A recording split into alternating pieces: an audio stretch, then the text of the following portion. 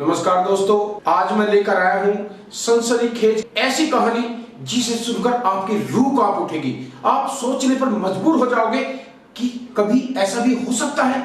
एक लड़की जो शादी से पहले ही मां बन गई और जिस बच्चे को जन्म दिया उस बच्चे को उसे देवर के रूप में स्वीकार करना पड़ा। आइए दोस्तों, कहानी को विस्तार से लेकर चलता हूँ। ये घटना है गुजरात के एक छोटे से शहर की, जिसमें लड़की के माँ बाप और लड़की मीनाक्षी, जो देखने में बेहद सुंदर, हाइट करीब 5 फुट 6 इंच, देखने में परियों जैसा रुतबा। दोस्तों, उस शहर में जो भी लड़की को देख लेता उसी का दीवाना हो जाता। उस शहर के पता नहीं कितने लड़के उसके ऊपर जान छिड़कने के लिए तैयार रहते थे। दोस्तों, मीनाक्षी के पिता एक सरकारी अफसर थे। पैसों की कोई कमी नहीं थी। मीनाक्षी को महंगे से महंगे कपड़े पहनने का बहुत शौक था। एक से एक ब्रांडेड कपड़ा पहनना पसंद करती थी। दोस्तों, मीनाक्षी की उम्र अभी केवल 18 साल थी। मीनाक्षी अभी कॉलेज में फर्स्ट ईयर में एडमिशन नहीं लिया था। मीनाक्षी का कॉलेज घर से करीब 30 किलोमीटर की दूरी पर था। मीनाक्षी के पापा ने उसे एक टैक्सी बुक करा रखी थी, जो कि महीने के हिसाब से तय कर रखी थी। वो टैक्सी उसे लेने जाती, वो उसे घर पे छोड़ने आती। दोस्तों, उसी दौरान अपने कॉलेज में उसका सामना एक साजिद नाम के लड़के से हो जाता है, जो कि मीनाक्षी का क्लासमेट था। क्लास में सभी लड़के मीनाक्षी से डरते थे क्योंकि मीनाक्षी कुछ कड़वे स्वभाव की थी। परंतु साजिद नाम का जो लड़का था, उसने एक दिन हिम्मत जुटाई और मीनाक्षी से पूछ लिया कि आप कहाँ की रहने वाली हैं। मीनाक्षी ने बहुत अच्छे से उसे जवाब दिया कि मैं उस शहर की रहने वाली हूँ। उसने कहा कि मैं भी उसी शहर का रहने वाला हूँ। साजिद मन ही मन कुछ और चाह रहा था, कुछ और बातें करनी चाह रहा था, परंतु वो कर नहीं पा रहा था। मीनाक्षी उससे कुछ ज्यादा बातें नहीं करना चाहती थी, परंतु साजिद ने मन बना लिया कि अगर मुझे अपनी सेटिंग बनानी है तो मुझे केवल मीनाक्षी से बनानी है। कॉलेज के बहुत सारे लड़कों ने उसे समझाया, इसके पापा अफसर हैं, तेरे खिलाफ कुछ भी एक्शन हो सकता है, परंतु साजिद ने किसी की एक ना सुनी और वो अपने मुकाम में लग गया। और साजिद ने अगला जो पॉइंट चुना, साजिद ने जो अगली बात मीनाक्षी से कही कि आप किस व्हीकल से आती जाती है। मीनाक्षी ने जवाब दिया कि मैं एक टैक्सी से आती हूँ, मेरे पापा एक ग्रेड के अफसर हैं, उन्होंने मुझे टैक्सी बुक करके दे रखी है, उसी टैक्सी से आती हूँ, उसी टैक्सी से मैं अपने घर जाती हूँ। साजिद को जब जवाब मिल गया, फिर उसने एक हिम्मत जुटाई और उसने फिर दूसरी बात यह कही कि अगर आपको कोई ऐतराज ना हो तो मैं आपको अपनी बाइक से छोड़ दिया करूंगा और आपके घर से रिसीव कर लिया करूंगा। परंतु मीनाक्षी ने उसे साफ इनकार कर दिया कि मेरे पापा इस बात को बिल्कुल एक्सेप्ट नहीं करेंगे, अपनी टैक्सी से ही आऊंगे, अपनी टैक्सी से ही जाऊंगी। जब साजिद का कोई भी चारा नहीं चला तो साजिद ने एक चाल चली। उसने टैक्सी ड्राइवर को पटाया। टैक्सी ड्राइवर से कहा कि भाई, मैं तुझे एक्स्ट्रा कुछ पैसे दूंगा, उन पैसे के बदले तुझे मेरे एक काम करना होगा। दोस्तों, टैक्सी ड्राइवर उसकी बात को मान गया और उसने वही काम किया जो साजिद ने उसे बताया था। साजिद ने उससे कहा कि तुझे जिस दिन मैं बोलूंगा उस दिन अपनी टैक्सी बीच रास्ते में खराब करनी होगी, क्योंकि मैं तेरी टैक्सी के पीछे ही आऊंगा और तेरी टैक्सी के पीछे पीछे ही जाऊंगा। टैक्सी ड्राइवर को पूरी तरह काम समझ में आ गया कि हमें करना क्या है। उसने बताया, मीनाक्षी से मेरी अभी थोड़ी बहुत सेटिंग चल रही है और मैं चाहता हूं मेरी पूरी सेटिंग हो जाए, उसमें तुझे मेरी मदद करनी पड़ेगी। दोस्तों, टैक्सी ड्राइवर ने जैसा उसने कहा वैसा ही किया। उसने बीच रास्ते में एक दिन टैक्सी को रोक दिया। मीनाक्षी ने पूछा कि आपकी टैक्सी में क्या हुआ है, क्यों टैक्सी रोक दी? उसने जवाब दिया, मैडम, टैक्सी में कोई कमी आ गई है, इसलिए टैक्सी रुक गई है। उसके चंद 2-3 मिनट के बाद दोस्तों साजिद वहां पर आ जाता है और पूछता है मीनाक्षी से कि क्या बात हुई मीनाक्षी, आपकी टैक्सी इस तरह से बीच रास्ते में क्यों खड़ी हुई है? मीनाक्षी ने जवाब दिया, हमारी टैक्सी में कुछ कमी आ गई है, इसलिए बीच रास्ते में रुक गई है। साजिद ने उससे निवेदन किया कि आपको मैं ले चलता हूं, टैक्सी जब ठीक हो जाएगी तो आपको पुलिस से ले आएगा। मीनाक्षी ने उसकी बात मान ली और उसकी बाइक पर बैठ गई। दोस्तों, साजिद का ये घिनौना खेल इतना खतरनाक था कि आप सोचने पर मजबूर हो जाएंगे, क्या इस तरह के लड़के भी हैं? दोस्तों, साजिद जब 10वीं क्लास में पढ़ रहा था, उसके घर वालों ने उसकी खाला की लड़की शबनम से उसकी शादी करा दी थी। 4 साल के करीब उसकी शादी को हो भी चुके थे। जिस बात की जानकारी मीनाक्षी को बिल्कुल नहीं थी कि ये शादीशुदा है या नहीं, इस बात की जानकारी मीनाक्षी को बिल्कुल नहीं थी। इसलिए मीनाक्षी भी धीरे धीरे उसके जाल में फंसती चली गई। फिर साजिद ने एक चाल और चली, टैक्सी वाले को बुलाया, मैं तेरे को 1 महीने का किराया तेरी टैक्सी का दे देता हूं और तू मीनाक्षी से कुछ भी बहाना करके 1 महीने के लिए अपने गांव चला जा टैक्सी लेकर, क्योंकि मैं अपनी चाल में धीरे धीरे अब कामयाब होने लगा हूं। टैक्सी ड्राइवर ने वैसा ही किया, 1 महीने की सैलरी ली और मीनाक्षी के पापा को बोल दिया, सर मेरे घर में शादी है और मैं 1 महीने के लिए अपने गांव जाना चाहता हूं। मीनाक्षी के पापा को उस टैक्सी ड्राइवर पर बहुत भरोसा था, जिस भरोसे का टैक्सी ड्राइवर ने खून कर दिया, जिस भरोसे को पूरी तरह तोड़ दिया। दोस्तों, किसी पर भी इतना जल्दी भरोसा कर लेना ठीक नहीं होता। भरोसा उसी पर करना चाहिए जिस पर यह लगे कि ये भरोसेमंद है, वरना बहुत सारे चालाक लोग इस तरह के टैक्सी ड्राइवर होते हैं, कभी इन लोगों पर बहुत जल्दी भरोसा नहीं करना चाहिए। अब मीनाक्षी उसी की बाइक पर आने लगी, जाने लगी। एक दिन क्या होता है दोस्तों, जैसे वो कॉलेज से आ रहे थे, बीच रास्ते में बहुत जोर से बारिश आने लगी और बारिश इस कदर आ रही थी कि समझो रोड पर पानी भर गया था, रोड पर पूरी तरह जाम लग गया था। उसी दौरान साजिद का एक दोस्त कुछ दूरी पर वहां रहता था।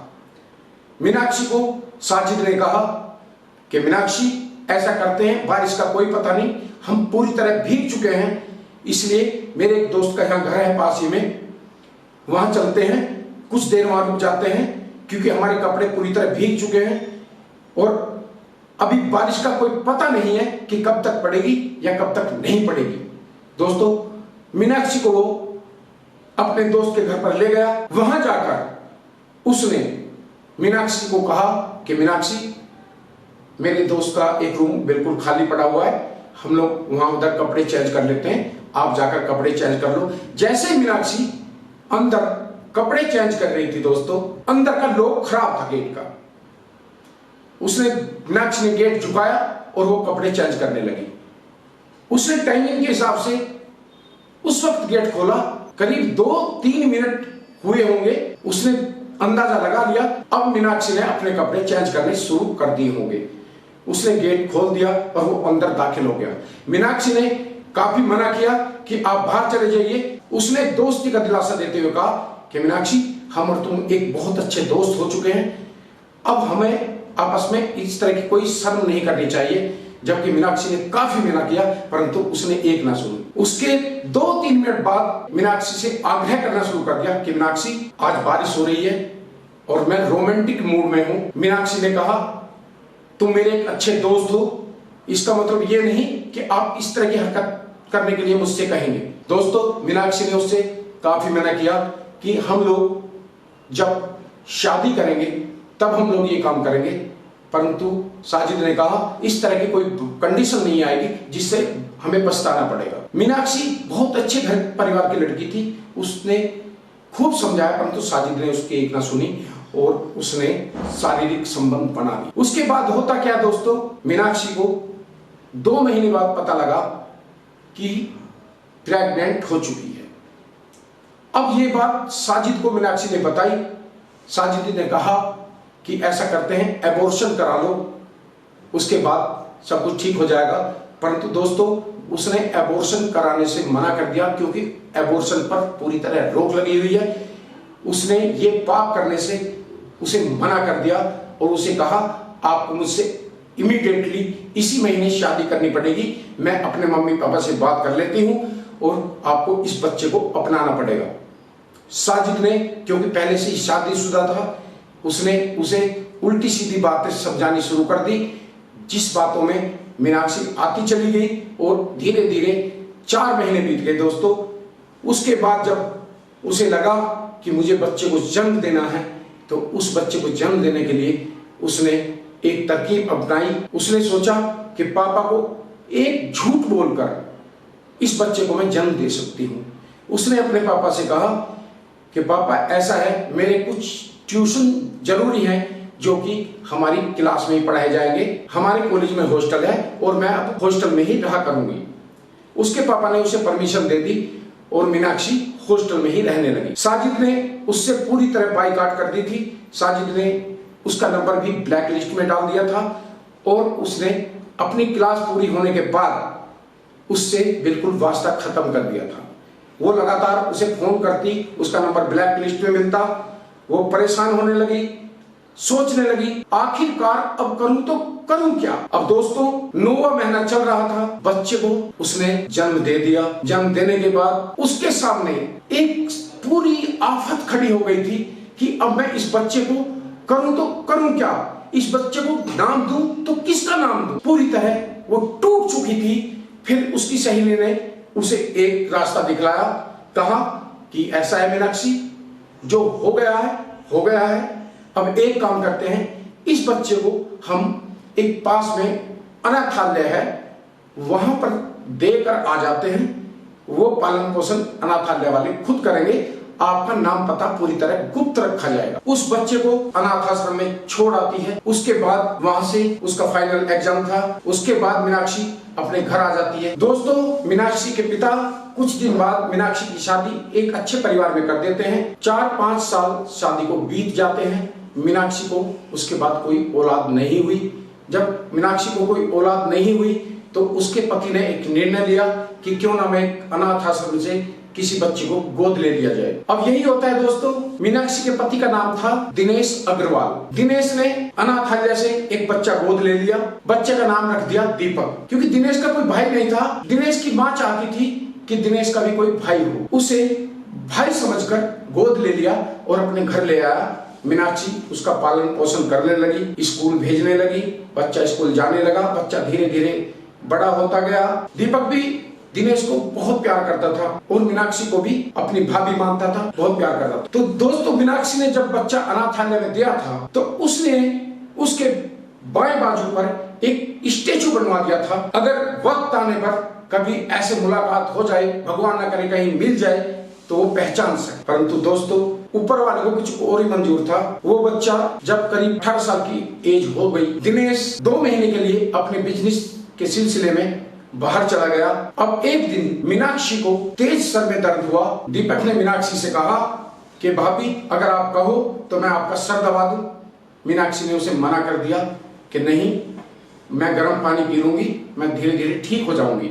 परंतु वो जिद पर अड़ गया। उसने कहा कि ऐसा है भाभी, आपको मैं मेडिकल स्टोर से दवाई ला देता हूं और आप उन्हें खाकर आराम कर लेना। दीपक की नजर भाभी के ऊपर एक गंदी नजर पड़ने लगी थी, जिसको मीनाक्षी को बिल्कुल भी एहसास नहीं था। दीपक मेडिकल स्टोर पर जाता है, वहां से कुछ पेन किलर और 2 नींद की गोलियां वहां से लाकर अपनी भाभी को खिला दी। अब वो भाभी को गहरी नींद में सोने का इंतजार करने लगा। जैसे ही उसकी भाभी गहरी नींद में सो गई, उसका सिर हिला डुला कर देखा और आवाज लगा कर देखी कि भाभी भाभी, परंतु मीनाक्षी ने कोई जवाब नहीं दिया। मीनाक्षी गहरी नींद में सो चुकी थी। अब उसके बाद उसने अपने फोन से अपने भाभी की अर्धनग्न तस्वीरें और कुछ पूरी तरह नग्न तस्वीरें खींचनी शुरू कर दी। उसके बाद दीपक ने इतनी बड़ी हवानियत का एक खेल खेला।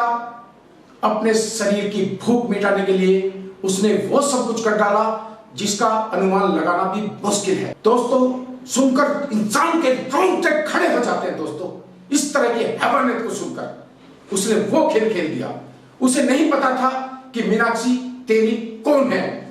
तो दोस्तों जैसे उसने ये खेल खेला, उसके बाद दोस्तों दीपक की नजर मीनाक्षी की दराज पर गई, जिसमें उसकी पर्सनल डायरी रखी हुई थी, जिसमें वो डेली का अपना जो भी उसके साथ घटना घटती उसको लिखती। अच्छी है या बुरी है उसको डेली उसमें लिख देती। उसने दोस्तों कुछ इस तरह के वाक्य भी उसमें लिखे हुए थे जिसमें दीपक का जिक्र आया हुआ था। जब दीपक की उम्र करीब 5-6 साल होगी दोस्तों, तो एक दिन दीपक अपनी शर्ट कपड़े वगैरह उतार करके नहा रहा था, उसे टॉवल की जरूरत पड़ी। उसी वक्त मीनाक्षी ने दीपक को देखा और वो स्टैचू देखा। उसने ऊपर वाले से कहा कि हे भगवान, मेरी कैसी परीक्षा ले रहे हो? जिस बच्चे को मैंने जन्म दिया उसे मुझे देवर के रूप में स्वीकार करना पड़ा। ये कैसी लीला है प्रभु। वो सोचने लगी कि अब करूं तो क्या करूं, कुछ भी नहीं कर सकती। एक भूचाल सा उसके सामने खड़ा हो गया था, परंतु वो उसे बुलाकर उसने कुछ कोड वर्ड में डायरी में दीपक के बारे में लिख दिया। दीपक जैसे जैसे डायरी के पन्ने पलट रहा था, वही पेज उसके सामने आ गया जिस पर उसके हाथ में स्टैचू का जिक्र था। दोस्तों, दीपक के पैरों तले की जमीन खिसक गई। समझो उसके सामने आसमान टूट पड़ा हो। दीपक अपने सर को झंझोड़ने लगा, पूरी तरह बाहर जाकर रोने लगा, अपने आप को संभाल नहीं पा रहा था और उसने बाहर जाकर सुसाइड कर लिया। दोस्त, कुछ पड़ोसियों को उस बात की खबर लगी तो उन्होंने जाकर देखा, उन्होंने पुलिस में खबर की। पुलिस ने मौके पर पहुंचकर उसका मोबाइल जब्त किया। उसके मोबाइल में खोलकर उसकी फोन गैलरी चेक की तो फोन गैलरी में मीनाक्षी की कुछ अर्धनग्न तस्वीरें और कुछ पूरी तरह नग्न तस्वीरें मौजूद थी, जिन्हें देखकर पुलिस ने अंदाजा लगा दिया कि कोई गहरी हरकत मीनाक्षी के साथ घटी हुई है। तभी मीनाक्षी के घर पुलिस वाले पहुंच जाते हैं और बताते हैं कि आपके देवर ने सुसाइड किया है और ये कुछ नग्न तस्वीरें, कुछ अर्धनग्न तस्वीरें तुम्हारे देवर के मोबाइल में पाई गई हैं। ये कहानी क्या है, हमें विस्तार से बताइए। पुलिस ने पूरा दबाव दिया, परंतु मीनाक्षी उस वक्त अपना होश खो बैठी थी। कुछ लेडी कांस्टेबल पुलिस ने वहीं पर छोड़ दी और उसके होश आने तक का इंतजार करने लगी। दोस्तों, मीनाक्षी को जैसे ही होश आया, वो अपने एक पर्सनल रूम में गई, पंखे पर उसने फंदा बनाया और सुसाइड कर लिया। दोस्तों, इतना भयानक खेल जो कि शरीर के रोंगटे खड़े कर देता है। दोस्तों, हमारी जिंदगी में कई बार ऐसे पड़ाव आते हैं जिनमें हम ना चाहकर भी कई काम गलत कर देते हैं। इतनी जिल्लत उठानी पड़ती है कि हम सोचने पर मजबूर हो जाते हैं। तो दोस्तों, अपनी खुशहाल भरी जिंदगी में किसी भी ऐसे पड़ाव को ना आने दें जिससे आपकी खुशहाल भरी जिंदगी में तनाव पैदा हो जाए। वरना आपने सुना दोस्तों, मीनाक्षी की कितनी खुशहाल जिंदगी में कैसा भूचाल आ चुका है, कैसा भूचाल आया कि उसे सुसाइड करना पड़ा। दोस्तों, आपको मेरी वीडियो कैसी लगी कमेंट बॉक्स में जरूर लिखकर बताइएगा और हाँ, मेरे चैनल को सब्सक्राइब करना ना भूलिएगा। फिर मिलूंगा आपको एक सच्ची घटना के साथ, एक नई वीडियो के साथ। जय हिंद, जय भारत।